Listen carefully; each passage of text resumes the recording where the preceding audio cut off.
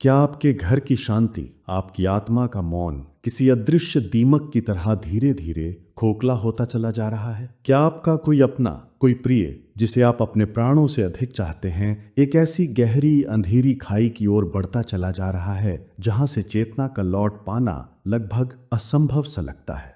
क्या आपने हर प्रयास करके देख लिया, हर तर्क, हर मिन्नत, हर आंसू, सब कुछ बहा कर देख लिया, लेकिन परिणाम हर बार शून्य ही रहा? वो हर शाम उसी अंधकार के चंगुल में फंसकर लौटता है और आप हर रात तकिए में अपना मुख छिपाकर उस परमात्मा से मौन शिकायत करते हैं। ये दैत्य है आसक्ति का, व्यसन का, उस बंधन का जिसे संसार शराब, सिगरेट, तंबाकू या अनेकों दूसरे नाम देता है। नाम भले ही अनेक हों, पर काम एक ही है। हंसते खेलते परिवार की आत्मा को उजाड़ देना, रिश्तों की पवित्रता को तार तार कर देना और मनुष्य के भीतर छिपी उस दिव्य संभावना, उस इंसानियत को ही निगल जाना। अगर आपके हृदय में ये पीड़ा है, अगर आप इस संघर्ष को जी रहे हैं, तो आज इस क्षण इस वीडियो को अपनी आत्मा से सुनिएगा। अपनी सांसों को थाम कर नहीं, बल्कि अपनी सांसों को गहरा करके, अपने मन को एकाग्र करके, क्योंकि आज हम आपको कोई साधारण उपाय या कोई चमत्कारी टोटका नहीं बताने वाले। आज सोल शक्ति में हम उस सनातन रहस्य से पर्दा उठाएंगे जो सदियों से हमारे ग्रंथों में, गुरुओं की शिक्षाओं में और योगियों के अनुभव में छिपा है। ये कोई गुप्त तरीका नहीं है, बल्कि एक दिव्य विधान है, एक ऐसा मार्ग जिस पर चलने के बाद आपको किसी के हाथ पैर नहीं जोड़ने पड़ेंगे, आपको किसी से लड़ना या झगड़ना नहीं पड़ेगा, आपको चुपचाप किसी को बताए बिना बस खुद को बदलना होगा। और फिर आप अपनी आंखों से, अपनी चेतना से उस रूपांतरण को घटित होते देखेंगे जिसकी आपने कभी कल्पना भी नहीं की होगी। वो इंसान जो आज अपने इंद्रियों का गुलाम है, वो एक दिन स्वयं उस परम आनंद की खोज में निकल पड़ेगा। ये कोई दावा नहीं है, ये विश्वास है उस परम चेतना पर, गुरुओं की शक्ति पर और उस योग, किसी क्रिया योग के विज्ञान पर जो आत्मा को उसके वास्तविक स्वरूप से मिलाने के लिए ही बना है। तो चलिए उस रहस्य की यात्रा पर चलते हैं जो आपके जीवन को, आपके परिवार को फिर से प्रकाश से भर सकता है। सबसे पहले उस मनोदशा को, उस गहरी पीड़ा को समझना होगा जिससे आप और आपका परिवार गुजर रहा है। ये समझना इसलिए आवश्यक है क्योंकि किसी भी आध्यात्मिक रोग का उपचार करने से पहले उस रोग की जड़ को, उसके कर्म बंधन को जानना ही बुद्धिमानी है। जब घर का कोई भी सदस्य, चाहे वो पति हो, पत्नी हो, बेटा हो या भाई, इस व्यसन में लिप्त होता है तो वो केवल अपना शरीर ही नष्ट नहीं करता, वो उस घर की आध्यात्मिक वाइब्रेशन को, उस घर की आत्मा को निचोड़ देता है। उस स्त्री के हृदय से पूछिए जो हर शाम दहलीज पर नजरें गड़ाए इस भय में जीती है कि आज उसका साथी किस हाल में लौटेगा। क्या वो शांति से आएगा या फिर कल की तरह घर में क्लेश और अशांति का अंधकार छा जाएगा। उसके मन में प्रेम की जगह धीरे धीरे भय, निराशा और कभी कभी क्रोध कैसे घर कर लेता है, ये वही जानती है। वो दुनिया से नजरें चुराती है, सामाजिक समारोहों में जाने से कतराती है, लोगों के प्रश्नवाचक और दया से भरे नेत्र उसके सीने में शूल की तरह चुभते हैं। वो अपने बच्चों के मासूम प्रश्नों का क्या उत्तर दे? जब एक बच्चा पूछता है कि माँ, पिताजी ऐसे क्यों हैं, तो उस माँ के पास कोई जवाब नहीं होता। उसके मौन आंसू ही उसका जवाब बन जाते हैं। उन बच्चों की आंखों में झांक कर देखिए जिनके कोमल मन में अपने माता या पिता की एक आदर्श, एक प्रेमपूर्ण छवि होनी चाहिए थी, पर उनकी स्मृति में केवल लड़खड़ाते कदम, तुतुलाती जबान और क्रोध से भरी आंखें ही अंकित रह जाती हैं। उनका बचपन भय और सहम के साए में बीतता है। वो अपने मित्रों से अपने माता पिता के बारे में बात करने से डरते हैं। उनके कोमल मन पर जो घाव लगते हैं वो जीवन भर नहीं भरते। वो उस प्रेम और सुरक्षा के लिए तरसते हैं जो उन्हें अपने अपने घर में ही नहीं मिल पाती। और उस माँ या पिता के हृदय के बारे में सोचिए जिसने अपनी संतान को दुनिया की हर बुराई से बचाने की कस्में खाई थीं। जब वे अपने अंश को इस तरह अपनी आंखों के सामने तिल तिल कर मरते हुए देखते हैं तो उन पर क्या बीतती होगी। उनकी हर पूजा, हर प्रार्थना, हर मन्नत में बस एक ही गुहार होती है कि हे ईश्वर, मेरे बच्चे को इस नर्क से बाहर निकाल लो। ये केवल एक व्यक्ति की कहानी नहीं है, ये उस पूरे परिवार की सम्मिलित पीड़ा की गाथा है। अब एक क्षण रुककर उस व्यक्ति के दृष्टिकोण से भी समझिए जो इस आसक्ति का शिकार है। ऐसा नहीं है कि उसे अपनी अवस्था का ज्ञान नहीं होता। हर सुबह जब उस रासायनिक जहर का प्रभाव उतरता है तो उसे अपने किए पर ग्लानि होती है, शर्मिंदगी महसूस होती है। वो अपने परिवार की दुखी आंखों को देखकर खुद से घृणा करने लगता है। वो हर सुबह कसम खाता है कि आज वो इस जहर को हाथ नहीं लगाएगा। वो अपने बच्चों के सिर पर हाथ रखकर अपने जीवन साथी के आंसू पोंछकर वादा करता है और उस क्षण वो वादा सच्चा होता है। लेकिन जैसे जैसे दिन ढलता है उसके शरीर और मन पर उन गहरे संस्कारों का प्रभाव फिर से हावी होने लगता है। उसके हाथ कांपने लगते हैं, मन बेचैन हो उठता है। एक अजीब सी तड़प उसकी विवेक पर, उसकी इच्छा शक्ति पर पर्दा डाल देती है। ये एक चक्रव्यूह है, एक दलदल है जिससे वो निकलना तो चाहता है पर निकल नहीं पाता। उसका शरीर और मन उस जहर का गुलाम बन चुका होता है। हमारे धर्म ग्रंथ जैसे श्रीमद् भगवद गीता इस अवस्था को तामसिक वृत्ति का चरम कहते हैं। मदिरा और अन्य नशीले पदार्थ तामसिक भोजन की श्रेणी में आते हैं। तामसिक वस्तुएं मनुष्य की चेतना को नीचे की ओर खींचती हैं, उसकी बुद्धि को भ्रमित करती हैं और उसकी आत्मा पर एक काला आवरण डाल देती हैं। व्यक्ति का विवेक, उसकी प्रज्ञा शून्य हो जाती है। ये केवल शरीर को नहीं बल्कि ये आत्मा को भी रोगी बना देता है। अब आपने भी इससे लड़ने के कई प्रयास किए होंगे।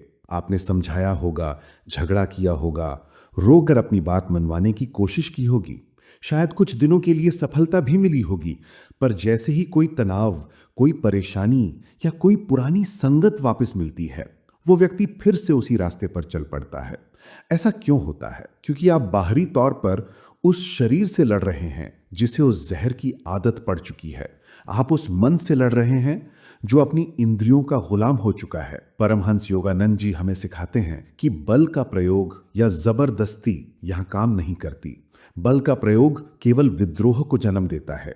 जब आप किसी व्यक्ति को जबरदस्ती कोई चीज छुड़वाना चाहते हैं तो उसका मन उस चीज के लिए और ज्यादा लालायत हो उठता है। तो फिर उपाय क्या है? उपाय लड़ने में नहीं है, उपाय है रूपांतरण में। उपाय है उस व्यक्ति के शरीर और मन के भीतर नहीं बल्कि उस घर के आध्यात्मिक वातावरण में ऐसा परिवर्तन ला देना कि उस घर की ऊर्जा ही उस आसक्ति को अस्वीकार करने लगे। उपाय है उसकी चेतना को इस तरह परिष्कृत करना कि जिस नशे में उसे क्षणिक आनंद मिलता था उससे कहीं ऊंचा, कहीं दिव्य आनंद उसे अपने भीतर ही मिलने लगे। और ये परिवर्तन आपको जबरदस्ती नहीं करना है। ये परिवर्तन होगा आपके अपने आत्मबल से, आपकी अपनी साधना से। यहां पर प्रकृति और परमात्मा की वो शक्ति काम आती है जिसे आंतरिक शक्ति या सोल शक्ति कहते हैं। अक्सर हम ये भूल जाते हैं कि ये स्थिति, ये संघर्ष केवल उस व्यक्ति का कर्म नहीं है जो व्यसन में है, ये आपका भी कर्म है।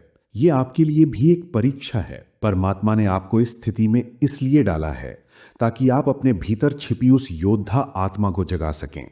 आप एक पीड़ित नहीं हैं, आप एक हीलर हैं, एक उद्धारक हैं। लेकिन आप किसी और का उद्धार तब तक नहीं कर सकते जब तक आप स्वयं अपनी चेतना को मजबूत न कर ले। तो वो दिव्य विधान क्या है? वो मार्ग क्या है?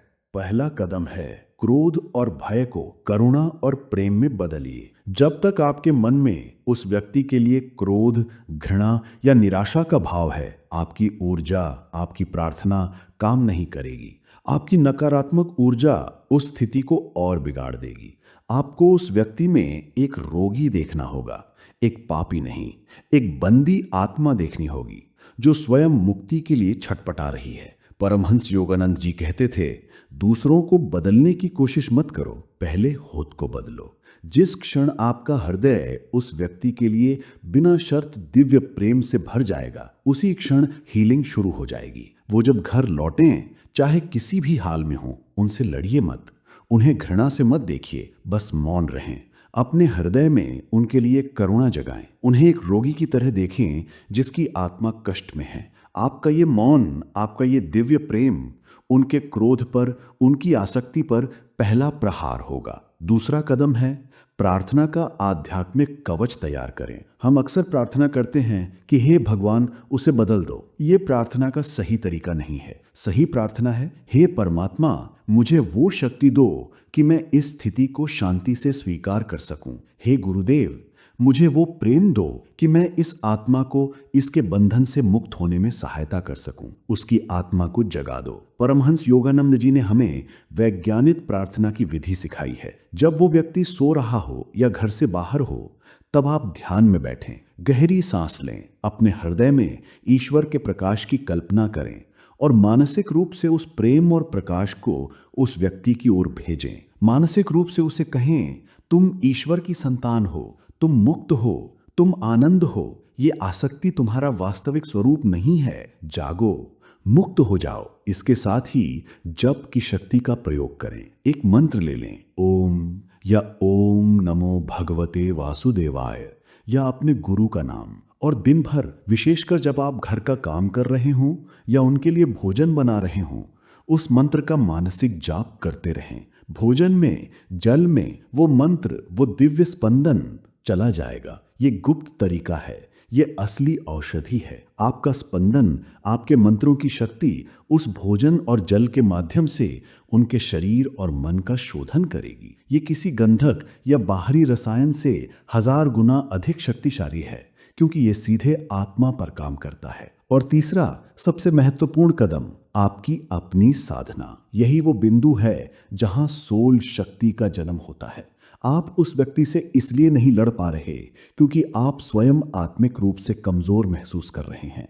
आप रोते हैं, आप निराश होते हैं क्योंकि आपकी अपनी ऊर्जा, एनर्जी समाप्त हो चुकी है।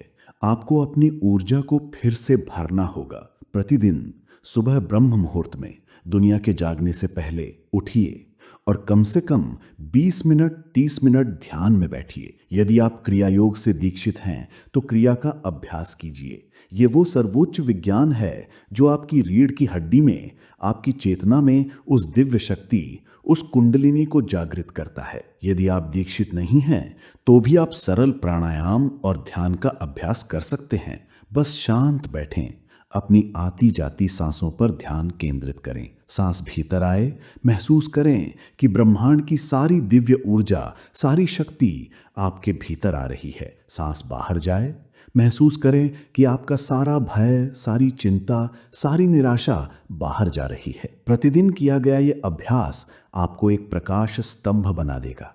आप एक पीड़ित पत्नी या एक दुखी मां नहीं रह जाएंगी, आप एक योगिनी बन जाएंगी, एक आध्यात्मिक योद्धा। जब आप आत्मी सबल से भरे होंगे, जब आप शांति और आनंद से भरे होंगे, तो आपका मौन भी शक्तिशाली होगा। आपकी उपस्थिति ही उस घर का वातावरण बदल देगी। नशा अंधकार है और अंधकार को अंधकार से नहीं मिटाया जा सकता।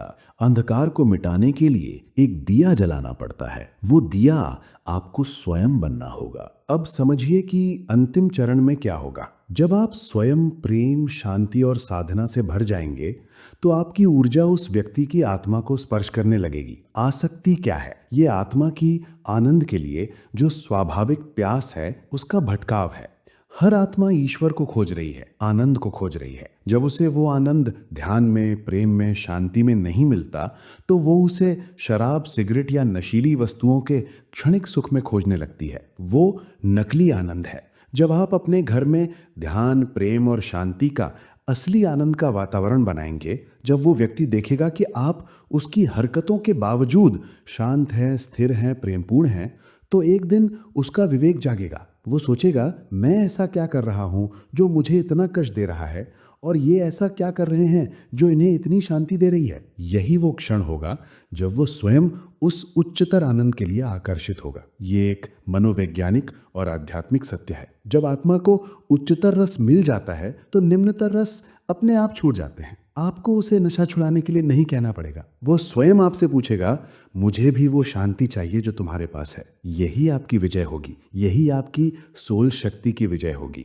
इसमें समय लग सकता है, ये एक दिन का चमत्कार नहीं है। ये आपके धैर्य, आपके विश्वास और आपकी साधना की परीक्षा है। लेकिन ये मार्ग स्थायी है, क्योंकि ये उस व्यक्ति को बाहर से नहीं बल्कि भीतर से रूपांतरित कर देगा। तो आज अभी से ये संकल्प लें, आप लड़ना छोड़ देंगे, रोना और शिकायत करना छोड़ देंगे। आप एक साधक का जीवन शुरू करेंगे। आप अपने घर को कलेश का मैदान नहीं बल्कि साधना का मंदिर बनाएंगे।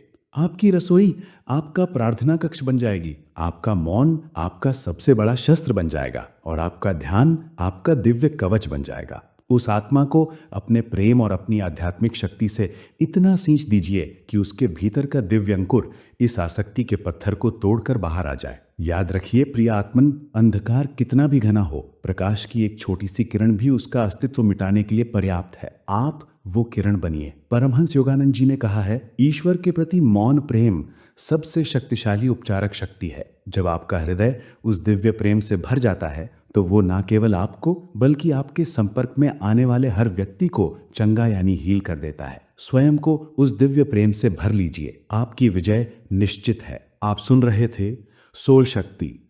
ईश्वर आपका कल्याण करे। प्रणाम।